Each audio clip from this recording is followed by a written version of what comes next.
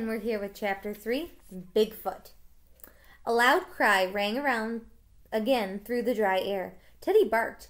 Jack and Annie turned around in the clearing. It was hard to tell where the sound was coming from. The terrible crackle came again. "There," said Annie.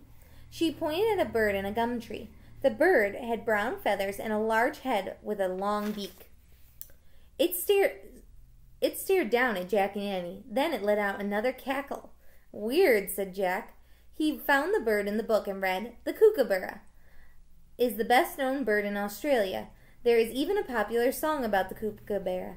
Kookaburra sits in a tall oak tree." Oh, sorry. It's an old gum tree. "Merry, merry king of the bushes, he." Sorry, I just remembered that song and got me distracted. The kookaburra is also called the laughing donkey. This is because the strange sound it makes reminds people of a braying donkey. "I know that song," said Annie. She began singing. "Kookaburra sits in an old gum tree. Merry, merry king of the bushes, he." Jack wrote in his notebook, "Kookaburra, a big kook." Annie stopped singing. "Hey," she said, "there's another weird thing." "Where?" said Jack. Annie pointed to a big bluish tan lump lying in a shallow dusty hole. "Is it alive?" said Jack. They stepped closer to the big lump. "It looks like it's breathing," said Annie. The lump was an animal lying on its back. Its paws were crossed over its chest. It had huge feet, large ears, and a face like a deer's, and a very long tail. It also had a very flat stomach. Just then, a small head peered out of its stomach. "Whoa!" said Jack. "Oh, wow! It's a kangaroo with her baby in her pouch," said Annie. I've never seen a bluish kangaroo, but I wouldn't be surprised. "Great," said Jack. "Remember, we have to get a gift from a kangaroo." Their voices woke the kangaroo. The animal jumped up from her shallow bed. She glared at Jack and Annie. Her baby peeked out of its pouch. The mother kangaroo gave an angry stamp. "Oh, we're very sorry," Annie said. "We didn't mean to wake you." The kangaroo eyed Annie curiously. Then she took a giant hop towards her. Copying the kangaroo, Annie hopped towards the big animal. The kangaroo hopped again. Annie hopped. The kangaroo and Annie began hopping around each other.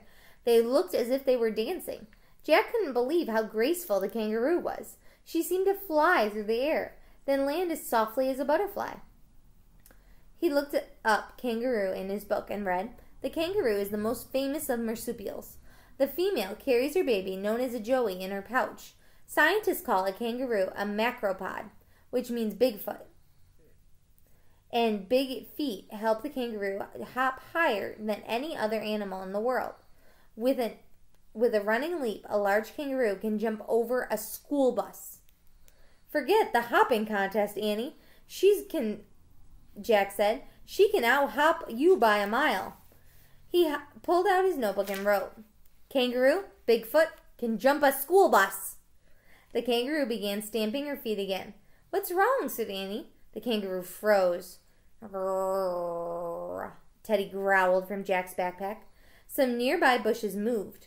A moment later, 3 dogs crept silently into the clearing. They were sand-colored and mean-looking. Teddy growled at more.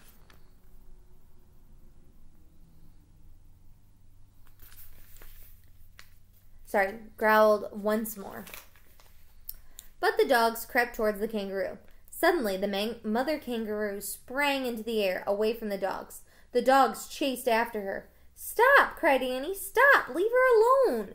As the kangaroo jumped, she turned in midair and landed facing a different direction. She then zigzagged over rocks and bushes. Howling, the wild dogs raced after the kangaroo and her baby. Chapter 4, Joey. "Oh, no!" cried Annie. "We have to save her. She took off after the dogs." "Arf, arf, arf!" Teddy barked over Jack's shoulder. Jack ran after Annie with the book under his arm. He ran over the dry, cracked ground, past scrubby bushes and scattered gum trees. Jack kept his eye on Annie, running ahead of him. He saw her stop suddenly. She turned and dropped to her knees. "What happened?" he shouted. "Come look," she said. Jack reached Annie. Beside her in the grass was a baby kangaroo. It was trembling. "Don't be scared," Annie was saying. Then she looked at Jack. "Where's his mom? Why did she drop him?" "I don't know," said Jack. He put his pack on the ground and opened the Australia book. Teddy jumped out of the pack.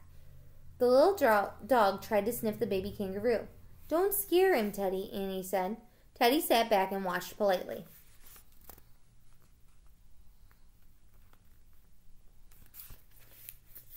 If only all dogs were as well behaved as Teddy. Jack opened the Australia book and found a picture of a baby kangaroo. He read, "The biggest enemy of the kangaroo is the dingo, a wild dog of Australia. When a mother kangaroo is chased by dingoes, she may throw her joey out of her pouch. Without the extra weight in her pouch, she can leap faster and farther. She then leads the dingoes away from her baby. If she escapes the dingoes, she will return for the joey." "Oh, Jack," Annie said sadly, "I hope this mother escapes from the dingoes." "Me too," said Jack. "Hi, Joey," said Annie. So she gently patted the baby kangaroo. "He's so soft, Jack." Jack knelt down and touched the brown fur. It was soft, the softest fur he had ever felt. The shy little kangaroo stared at Jack with his big brown eyes and trembled. "Don't be scared, Joey," Annie said. "Your mom's going to come back for you."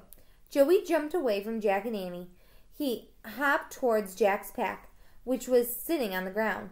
The baby kangaroo took a giant leap and dived headfirst into the pack. His whole body went inside, but his feet stuck out. Then he turned himself over and peeked out at Jack and Annie. They both laughed. "He thinks your pack is his pouch," said Annie. "I know. Put it on backwards. It will feel just like his mom is carrying him."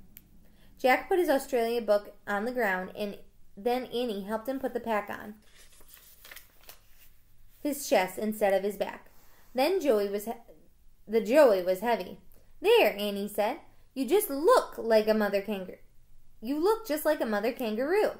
"Oh, brother," said Jack. But he patted the baby's soft fur. "Don't worry," he said to the joey. You can stay there until your mom gets back." "Here, Joey, would you like some grass to eat?" asked Annie. Annie scooped up a handful of grass and gave it to the kangaroo. He munched on the grass, keeping his big eyes on Annie. "I hope his mom comes back for him soon," she said, worried. "Yeah," said Jack. He looked around the dry forest. There was no sign of the mother kangaroo. Uh-oh. But there's no sign of the dingoes either. But Jack saw something else. "Look," he said to Annie. The wisp of smoke in the sky had turned into a big black cloud. Jack noticed the smell of burning wood was much stronger. "What are the campers doing?" said Annie. "Are they making a bonfire now or what?" A feeling of dread came over Jack. "What if?" he said. "What if?" In the distance, a tree suddenly burst into flames. "We're looking at a wildfire," he said. And that is the end of Chapter 4. I will be right back with Chapter 5.